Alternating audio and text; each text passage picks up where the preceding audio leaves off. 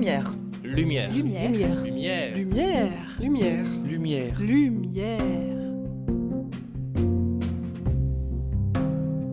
Lumière sur Pline l'Ancien. Si l'on retient principalement de Pline l'Ancien sa mort tragique, en train de secourir des habitants de Pompéi après l'éruption du Vésuve en 79, il reste aussi de lui une œuvre colossale qui n'a pas été ensevelie sous les cendres. C'est sa Naturalis Historia, son histoire naturelle traitant de tous les aspects de l'homme et de la nature déclinée en 37 livres.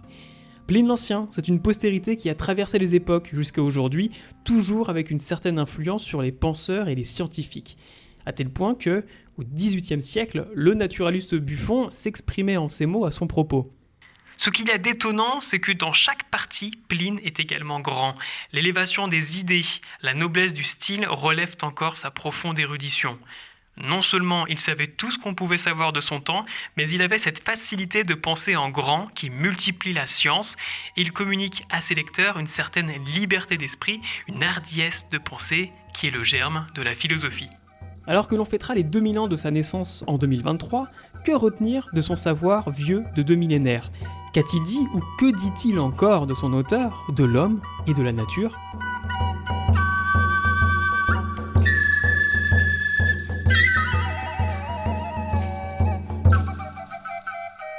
Pour le savoir, avec nous est présent Stéphane Schmitt, directeur de recherche CNRS aux archives Poincaré à Nancy, qui a traduit et édité l'histoire naturelle de Pline dans la collection de la Pléiade en 2013. Bonjour Stéphane Schmitt. Bonjour.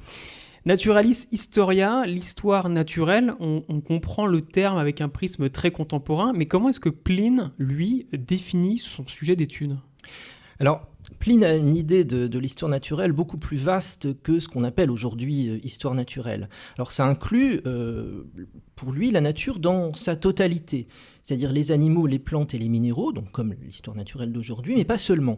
Il y a aussi vraiment tout le monde, tout l'univers, donc par exemple l'astronomie, les planètes, les étoiles, la géographie, la description de la Terre, les phénomènes météorologiques, les volcans, les séismes. Donc vraiment toute la nature, y compris des choses qui relèvent aujourd'hui d'autres sciences que l'histoire naturelle. Mais en plus de ça, c'est une conception de la nature qui chez lui n'est pas séparée, comme chez nous, de la culture. Donc pour tous ces objets et phénomènes naturels, Pline traite de leur lien avec l'homme. Alors par exemple, ça inclut tous les aspects médicinaux.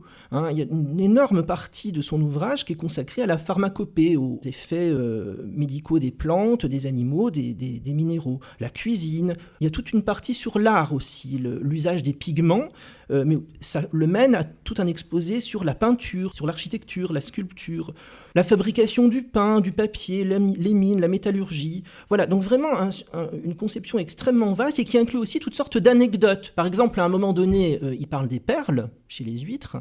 Ça l'amène à évoquer une anecdote dans laquelle Cléopâtre avait fait fondre des perles très précieuses dans du vinaigre pour faire un pari avec Antoine. Elle avait parié qu'elle consommerait pour plus cher que lui. Et elle a gagné donc grâce à cette petite astuce. On peut faire fondre des perles. Ah bah oui, ça fond comme c'est de l'acide oui, du vinaigre, donc les perles peuvent effectivement se dissoudre. Merci Pline. Stéphane Schmitt, vous êtes biologiste de formation, aujourd'hui historien des sciences, et c'est en étudiant Buffon que vous êtes amené à travailler, à étudier Pline. Oui, effectivement, je ne suis pas spécialiste de l'Antiquité au départ, mais je me suis intéressé à Pline parce que Pline, disons, a un intérêt très, très général dans l'histoire des idées. À vrai dire, en fait, son ouvrage est difficile à cataloguer parce qu'il ressemble à rien, d'une certaine manière. Alors, c'est-à-dire souvent, qu'il n'y a pas d'autres points de comparaison à l'époque ? Non, on ne peut pas vraiment le comparer à autre chose. Alors, l'une des clés de lecture de l'ouvrage, qui a traversé les siècles, c'est de dire que c'est un ouvrage à caractère encyclopédique. Alors, j'évite le terme encyclopédie, parce que je ne vais pas rentrer ici dans les détails, mais enfin, donc c'est un terme qui serait un petit peu anachronique, appliqué à l'Antiquité. C'est un terme qui vraiment commence à être utilisé dans son sens actuel au XVIIIe siècle. Mais disons qu'il y a quelque chose d'encyclopédique dans son œuvre, puisque Pline dit lui-même qu'il faut thésauriser les connaissances, donc il faut compiler, amasser les connaissances acquises, et de fait, il propose une sorte de somme qui vise à une certaine exhaustivité, donc une compilation de savoirs déjà constitués. C'est un ouvrage de référence plutôt qu'un ouvrage qui proposerait des idées ou des faits nouveaux. Donc ça, c'est quelque chose qui relève du caractère encyclopédique. Mais c'est pas que ça, l'histoire naturelle de Pline. On peut aussi y voir un recueil de faits merveilleux, de faits remarquables, d'anecdotes piquantes. Alors, ce type d'ouvrage, on sait que ça existait à l'époque de Pline, au 1er siècle après Jésus-Christ. La plupart ont été perdus, mais on en a quelques traces. Et on retrouve ces dimensions chez lui. Donc il s'intéresse à des petites choses un peu amusantes, un peu pittoresques, incroyables. Un exemple peut-être. Par exemple, quand il décrit les différentes populations humaines, il décrit toutes sortes de choses un peu bizarres, comme des hommes à tête de chien, des acéphales, donc qui n'ont pas de tête. Voilà, donc des remèdes un petit peu surprenants, des recettes, les choses à base de la bave de crapaud, ce genre de choses. Enfin, voilà. Disons qu'on sent chez lui un certain intérêt pour les choses un petit peu bizarres, un petit peu curieuses. Et ça correspond sans doute à un goût de son époque. Donc il y a une tradition comme ça de livres, de recueils de ce qu'on appelait les mirabilia, les choses merveilleuses, les choses remarquables. Alors en même temps, on ne peut pas résumer du tout l'histoire naturelle à ça. Donc c'est une clé de lecture, mais en fait on se rend compte que souvent ces choses un petit peu bizarres, Pline s'en sert pour, d'une certaine manière, baliser un savoir plus canonique, et aussi par souci d'exhaustivité. À un moment, il s'en excuse, il dit « je vais vous raconter une chose un petit peu bizarre, un petit peu étonnante, mais c'est parce que je vise à l'exhaustivité dans mon exposé. » C'est-à-dire que ça sert de barrière, de frontière entre un savoir plus établi, plus fiable et plus sûr, par rapport à quelque chose qui rapproche peut-être plus de la légende ou des rumeurs de l'époque ? Exactement, voilà, c'est ça. Enfin, en tout cas, c'est comme ça que les historiens maintenant tendent à interpréter cette omniprésence des faits curieux chez Pline. Parce qu'il n'y a pas que ces faits curieux, il y a aussi des choses tout à fait banales. Quand il décrit les animaux, par exemple, il dit il n'y a pas que des choses étonnantes sur les animaux, mais il y a aussi ces choses étonnantes. Donc, voilà, on peut... C'est une manière de lire Pline, mais ce n'est pas du tout une manière de le lire qui résume son œuvre. Et enfin, il y a une troisième manière de le lire, qui est de voir dans son ouvrage une sorte de glorification de Rome. Et de fait, Rome est au centre de son projet. Tout est ramené à Rome chez Pline. Par exemple, quand il parle des animaux exotiques, des éléphants, des panthères, etc., il en vient toujours à dire à quel moment ces animaux ont paru pour la première fois à Rome au cirque, dans l'arène. Donc tout est ramené, si vous voulez, toute la connaissance du monde est ramenée à Rome comme si c'était le centre auquel il fallait tout rapporter. Et ça, c'est manifestement une dimension, là encore, qui a été relevée par les historiens assez récemment, depuis quelques décennies, mais qui est importante, qui est vraiment un fil directeur de son ouvrage. Donc voilà, c'est un ouvrage multiforme, qui n'est réductible à aucun autre genre, mais qui, par la réunion de ces différents aspects, produit un résultat vraiment très, très particulier, qui donc revêt beaucoup d'intérêt en fait pour la compréhension de son contexte et de son époque.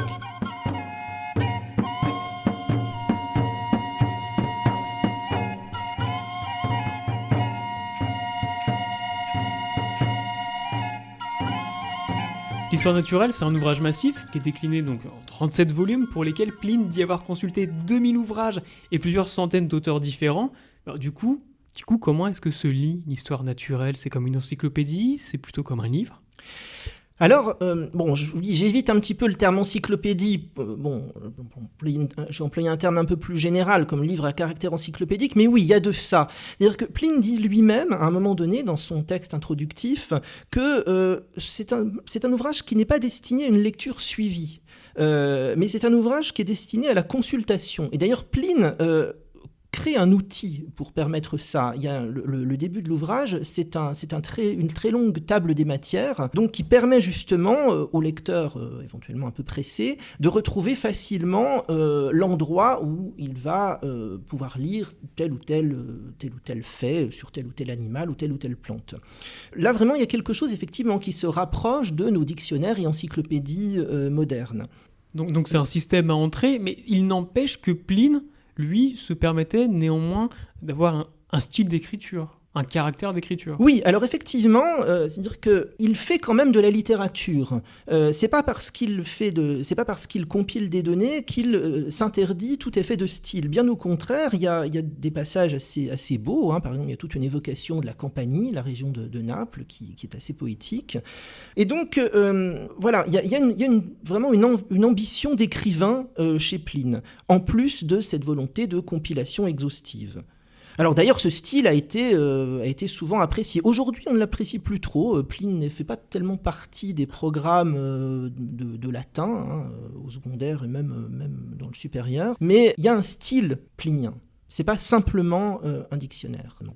On parlait de style d'écriture, il n'y a pas uniquement un style dans l'histoire naturelle, il y a également des valeurs politiques, voire morales. Il critique le luxe, il critique la débauche et même quelque chose qui est assez moderne aujourd'hui, il critique l'ingratitude des peuples envers la nature. Oui, c'est vrai. Alors là-dedans, il y a beaucoup de choses qui sont assez conventionnelles. Il faut savoir que le thème de la critique du luxe, de la démesure, l'appel au retour à la simplicité romaine des origines, c'est quelque chose qui est omniprésent dans la littérature latine depuis Caton l'Ancien, donc depuis bien avant Pline.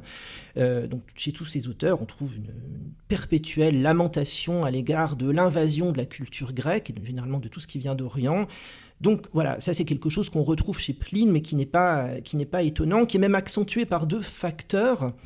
D'une part, Pline lui-même, d'un point de vue personnel, vient de ce qu'on appelle la classe équestre à Rome. Donc la classe équestre, c'est une sorte de classe moyenne, si on veut, intermédiaire entre le peuple et l'aristocratie. Et il se trouve que, surtout au 1er siècle après Jésus-Christ, à l'époque de Pline, cette classe équestre est souvent très attachée, plus que les autres, aux valeurs traditionnelles romaines. Et donc ça, c'est probablement quelque chose qui joue aussi dans cette omniprésence de la critique du luxe chez Pline. Et puis il y a une époque assez particulière aussi. Donc Pline, je le disais, il est proche de Titus, donc de la dynastie flavienne. C'est la dynastie qui succède à Néron. Donc Néron est renversé en 68, et il y a une guerre civile qui dure à peu près 1 an. Et après, donc c'est la dynastie flavienne qui arrive au pouvoir. Et cette dynastie, justement, promeut, elle aussi, un retour à la simplicité romaine des origines, à la rigueur des mœurs, et elle fait apparaître un peu la période de Néron comme une sorte de dévoiement causé par l'omniprésence de la culture grecque. Donc, d'une certaine manière, c'est aussi une manière pour Pline de plaire à cette dynastie flavienne dont il est proche, que de, sans arrêt, aller dans ce sens. Dans ses sources, je disais qu'il y avait 2000 ouvrages, plusieurs centaines d'auteurs. Comment est-ce que Pline il fait pour constituer et assembler tous ces volumes qui forment l'histoire naturelle ? Oui, alors effectivement, c'est ce qu'il dit. Il dit qu'il a compilé 2000 ouvrages, et c'est sans doute en partie vrai. Enfin, d'ailleurs, il donne des listes, justement, dans sa grande table des matières du début, il donne systématiquement la liste des auteurs qu'il a consultés. Il y en a effectivement quelques centaines. Est-ce qu'il était seul pour compiler tout ça ? Parce que c'est un peu l'ouvrage d'une vie, là. Alors, apparemment, c'est pas l'ouvrage d'une vie. Apparemment, il n'a pas mis tant de temps que ça à compiler l'histoire naturelle, même s'il a sûrement mis des années. Bon, il était aidé. Alors, il y avait des esclaves à l'époque. Son neveu, donc, qui est Pline le Jeune, si on l'appelle Pline l'Ancien, c'est parce qu'il y a eu un Pline le Jeune qui était son neveu et fils adoptif. Et Pline le Jeune a donné un petit peu la description de la manière dont Pline l'Ancien travaillait. Et donc, on sait qu'il se faisait aider par des esclaves, c'est-à-dire qu'il y avait un esclave qui lui lisait les sources, et il y avait un autre esclave qui probablement prenait des notes, et ensuite, lui, il compilait tout ça. Donc il s'est fait aider un petit peu. Et de fait, donc il dit qu'il a compilé 2000 ouvrages. On a toutes les raisons de penser que c'est vrai au moins en partie, enfin peut-être pas 2000, mais en tout cas plusieurs centaines. Probablement qu'il a utilisé certaines sources de manière privilégiée, par exemple Aristote pour la zoologie ou Théophraste pour les plantes, mais par contre on voit qu'il ne se limite pas à ces sources privilégiées, c'est-à-dire qu'à chaque fois il en prend une qui est la plus complète comme point de départ, et puis il va compiler en regardant une multitude de sources de manière sur des sujets plus précis. Et donc, il est tout à fait plausible qu'il ait effectivement consulté une masse de données tout à fait prodigieuse pour l'époque. Grâce à cette compilation, l'histoire naturelle, c'est quelque part la dernière trace d'auteurs et d'ouvrages antiques. Il y a un exemple, c'est l'utilisation du papyrus dans l'Égypte antique. Il n'y a plus que dans l'histoire naturelle où l'on découvre comment était utilisé le papyrus à l'époque. Oui, enfin, sur le mode de fabrication du papyrus, les différentes qualités, parce qu'il y avait des différentes qualités de papyrus, du plus fin au plus grossier. Et donc, sur des sujets comme ça, effectivement, souvent, Pline est la seule référence, en tout cas à cette époque aussi ancienne. Parce que, tout simplement, ces sources ont disparu pour des raisons complexes, enfin, simplement par le fait que cette culture antique était souvent fragile, souvent les ouvrages n'existaient qu'en quelques exemplaires, donc il a suffi que au gré des circonstances, ces exemplaires soient détruits pour que les textes disparaissent. Pline, lui, a eu la chance d'être préservé, et donc effectivement, au travers de Pline, c'est une fenêtre, une toute petite fenêtre qui est ouverte sur une immense littérature gréco-romaine qui est perdue probablement à jamais.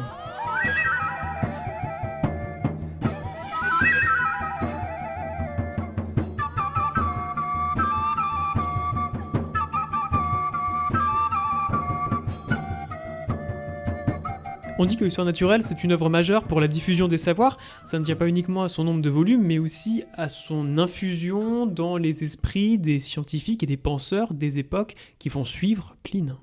Oui, alors c'est quelque chose de remarquable parce qu'il n'y a pas d'éclipse de Pline. Comme par exemple il y a eu des éclipses dans la réception des ouvrages d'Aristote ou d'autres auteurs grecs.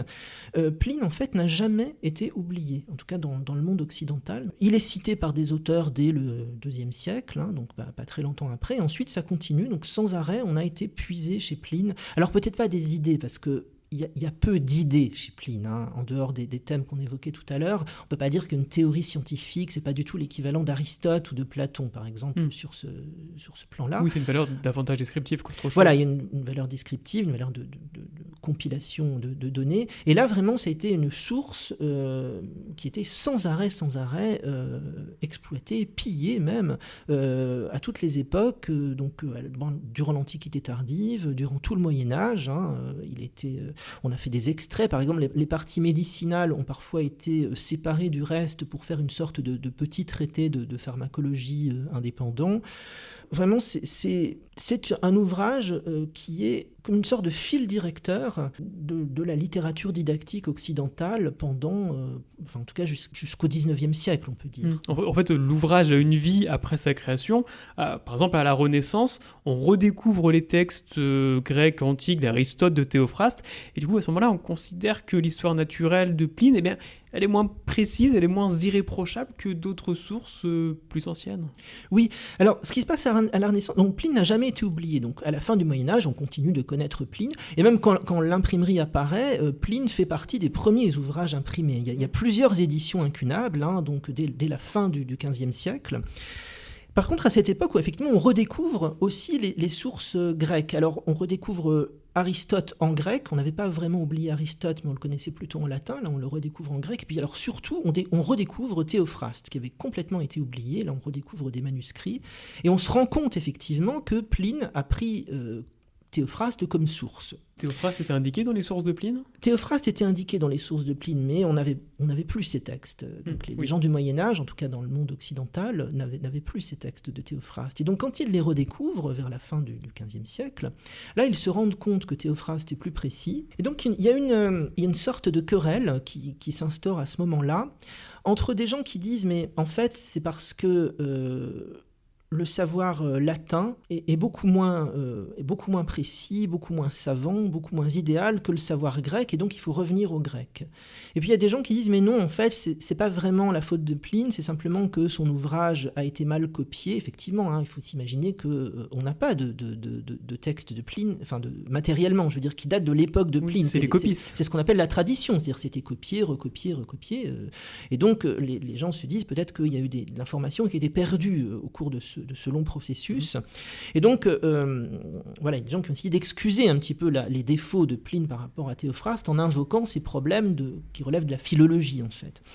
Et alors, de manière assez curieuse, ces querelles, qui sont des querelles d'érudits à la Renaissance, vont participer à l'émergence de l'histoire naturelle moderne, parce que parmi les manières de résoudre cette question, les gens vont se dire, déjà, il y a l'étude des textes, donc on va essayer d'aboutir à un texte plus exact que celui dont on dispose en étudiant mieux les manuscrits, en collationnant les manuscrits, donc ce que font aujourd'hui les gens qui établissent les textes anciens.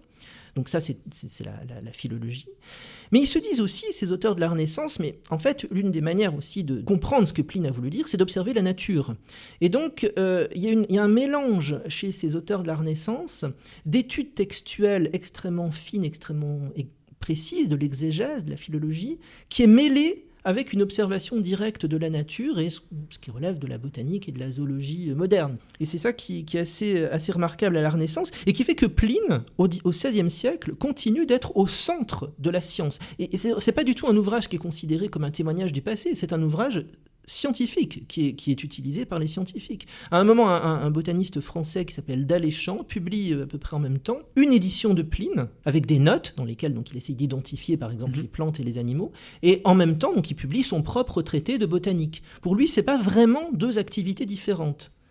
C'est vraiment, il fait de la science. Et donc ça dure pendant tout le XVIe siècle, cette omniprésence de Pline. Et au XVIIe siècle, il y a la révolution scientifique qui arrive, et là, soudainement, avec cette révolution, davantage d'expérimentations qui sont menées dans le champ scientifique nouveau qui arrive, et bien Pline, il est un petit peu mis de côté, même beaucoup mis de côté. Dans le cas de Pline, ce qu'on constate, c'est qu'à un moment donné, il y a une raréfaction des éditions. C'est-à-dire que jusqu'au début du XVIIe siècle, il est édité tout le temps. Il y a énormément d'éditions de Pline et des traductions dans toutes les langues. Et on essaye même de le compléter. Je vous disais, il reste en dialogue avec la science de son temps. Par exemple, il y a une édition espagnole de Pline dans laquelle on trouve des gravures d'animaux américains. Donc le Nouveau Monde vient d'être découvert. Parce qu'on voit Pline comme une sorte de traité qu'on essaie de compléter avec les connaissances qui viennent d'arriver. Donc il est mis à jour. Voilà, il est mis à jour. Et puis à partir du début du XVIIe siècle, ça, effectivement, ça s'arrête pour un temps, en tout cas. On voit que les éditions se raréfient et Pline, disons, tend davantage à être laissé entre les mains des historiens, des spécialistes de l'Antiquité. Par contre, ça change au XVIIIe siècle. Évidemment, donc les choses ne sont pas du tout linéaires comme on pourrait le croire. Au XVIIIe siècle, de manière assez remarquable, on voit reparaître Pline sur le devant de la scène. Alors là, le nombre d'éditions repart à la hausse. Et c'est pareil, c'est un petit peu comme au XVIe siècle, c'est-à-dire que ces éditions, souvent, voient Pline vraiment comme un ouvrage de science, comme un ouvrage d'histoire naturelle, au sens strict. Donc c'est vraiment un retour de Pline à ce moment-là qui s'explique pour plusieurs raisons. D'une part, parce qu'il y a un regain d'intérêt pour l'histoire naturelle au XVIIIe siècle. Il y a une deuxième raison aussi, c'est la vogue de l'encyclopédisme. Parce que là, pour le coup, la notion d'encyclopédie, vraiment au sens strict, au sens contemporain, est tout à fait légitime, puisque la grande encyclopédie, celle de Diderot d'Alembert, paraît à partir de 1751. Et de ce point de vue-là, Pline apparaît comme un modèle antique, tout à fait remarquable. Et donc ça participe aussi au fait qu'il revient sur le devant de la scène. Aujourd'hui, Pline, il est plutôt passé de nouveau du côté des érudits ? Oui, alors, disons que ce nouvel engouement de Pline au XVIIIe siècle n'a qu'un temps, lui aussi. À partir de 1800, on va dire, enfin, à partir du début du XIXe, là, vraiment, l'explosion des nouvelles données en botanique et en zoologie fait que Pline ne peut plus rivaliser, effectivement, avec cette quantité d'informations nouvelles. Et donc, là, il passe effectivement du côté de l'érudition et de manière probablement définitive. Quasiment 2 millénaires d'existence pour l'histoire naturelle. Est-ce qu'il y a eu d'autres ouvrages qui ont connu une postérité aussi riche que celui-ci ? D'une certaine manière, il y a des ouvrages qui ont eu plus d'influence. Par exemple, si on prend les traités d'Aristote, les dialogues de Platon, c'est des textes dans lesquels il y a des idées, il y a des concepts, il y a des théories, il y a des façons de voir le monde. Et donc, d'une certaine manière, même s'ils ont connu des éclipses à certaines époques et pas à d'autres, ils ont eu une influence que n'a pas eu Pline, puisqu'il n'y a pas ça chez Pline, il n'y a pas ces dimensions-là. Par contre, en tant que modèle d'ouvrages compilatoires, encyclopédiques, en tant que base de données, si on veut, il n'y a pas vraiment d'équivalent. En tout cas, pour une période aussi ancienne, et même pour des périodes plus récentes, je ne vois pas d'ouvrage qui pourrait jouer un rôle équivalent dans la pensée occidentale. Est-ce que Pline a encore des choses à nous apprendre ? Son bimillénaire est pour bientôt. Est-ce qu'en 2023, on peut encore découvrir quelque chose de Pline ? Oh, sans doute, oui.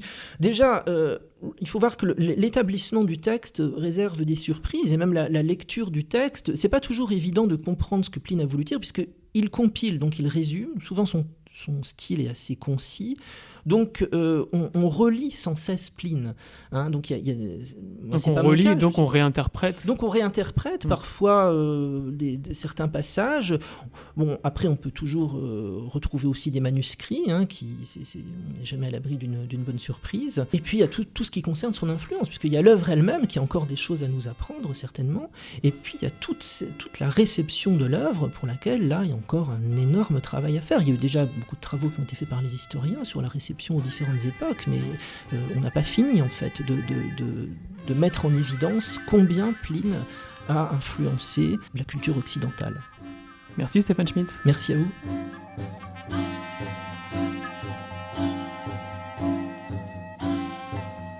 C'était Lumière sur Pline l'Ancien avec Stéphane Schmitt, directeur de recherche CNRS aux archives Henri Poincaré à Nancy.